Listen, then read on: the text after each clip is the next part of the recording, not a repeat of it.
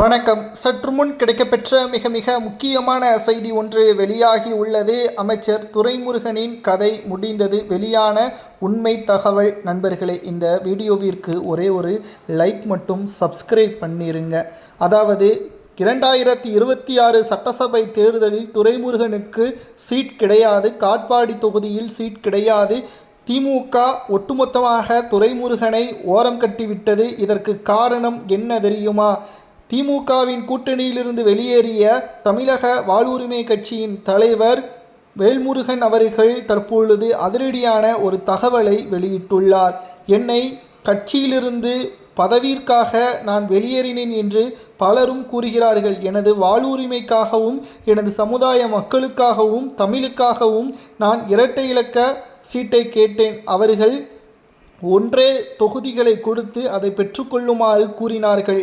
என்னுடைய சுயநலத்திற்காக அந்த ஒரு தொகுதிகளை பெற்றுக்கொண்டு திமுகவின் கொத்தடிமையாக இருப்பதை விட தேர்தலில் போட்டியிடாமல் திமுகவை வெற்றியடைய விடாமல் என்னால் செய்ய முடியும் என்று தற்பொழுது கூறியுள்ளார். மேலும் துரைமுருகன் ஸ்டாலின் அவர்களை பார்ப்பதற்கு அவரது வீட்டிற்கு சென்று 3 மணி நேரம் காத்திருந்தார். ஆனால் ஸ்டாலின் அவர்களது தனி செயலாளர் அவரை பார்க்க அனுமதிக்கவில்லை. அதற்கு பிறகு நான் தான் அவரை வீட்டிற்கு அனுப்பி வைத்தேன். நானும் அவரும் பார்க்க சென்றும் தனித்தனியாகத்தான். ஆனால் இருவரையும் ஸ்டாலின் அவர்கள் பார்க்க அனுமதிக்கவில்லை தனி செயலாளர். மேலும் ஸ்டாலின் அவர்கள் நினைப்பது என்ன தெரியுமா? தனது குடும்பத்தில் உள்ள வாரிசுகள் தான் அடுத்து திமுகவை கட்டியாளப் போகிறார்கள். துரைமுருகன் அதற்கு பிறகு அவரது மகனுக்கு துணை பொதுச் செயலாளர் பதவி வழங்க வேண்டும் என்ற கோரிக்கையை முன்வைப்பதற்காக தனிப்பட்ட முறையில் சந்திக்க ஆரம்பித்து விட்டார். இது ஸ்டாலின் அவர்களுக்கு சுத்தமாக பிடிக்கவில்லை. கலைஞர் காலத்திலிருந்து துரைமுருகன் இருக்கிறார், அவருக்கான மரியாதையை நாங்கள் கொடுக்கிறோம், அதில் எந்த ஒரு பிரச்சனையும் கிடையாது. அவரது மகனுக்கு நாங்கள் பதவி வழங்க வேண்டும் என்று கூறுவது கட்டாயம் அவர் படுத்துவது எங்களுக்கு பிடிக்கவில்லை. காரணம், கோபாலபுரத்தின் கட்டுப்பாட்டில் திமுக இருக்கும் வரைக்கும் தான் எங்களுக்கு பாதுகாப்பு. அதுவரைக்கும் கட்சியை நாங்கள் வழிநடத்த முடியும். மற்றவர்களது வாரிசுகள் பதவிற்கு வர ஆரம்பித்து விட்டால் கோபாலபுரத்தின் அதிகாரங்கள் பறிபோகிவிடும். இதனால்தான் துரைமுருகனை ஸ்டாலின் சந்திக்கவில்லை என்று வேல்முருகன் அவர்கள் கூறியுள்ளார்.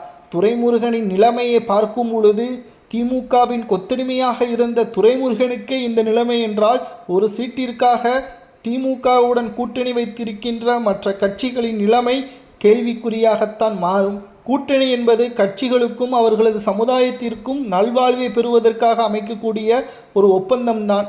ஆனால் தற்பொழுது திமுகவுடன் கூட்டணி வைத்திருப்பவர்கள் சுயநலத்திற்காகவும் ஒரு சீட்டு பணத்திற்காகவும் அடமானத்தை வைத்துள்ளார்கள். அந்த கட்சியை அல்ல, அந்த கட்சிக்கு பின்னால் இருக்கக்கூடிய சமுதாயத்தை என்ற கேள்விகளை தமிழக வாழ்வுரிமை கட்சியின் தலைவர் வேல்முருகன் அவர்கள் கூறியிருப்பது பாராட்டுக்கூடியது. கிட்டத்தட்ட பதவிகள் இருந்தாலும் இல்லாமல் இருந்தாலும் தன்மானத்தை விட்டு கொடுக்கக்கூடாது தமிழனாக இருந்து கொண்டு என்று கூறியது வரவேற்கத்தக்கது. தமிழக வாழ்வுரிமை கட்சியின் தலைவர் வேல்முருகன் அவர்கள் கூறுவது சரியா தவறா என்பதை மறக்காம கமெண்ட் வாயிலாக கூறுங்கள்.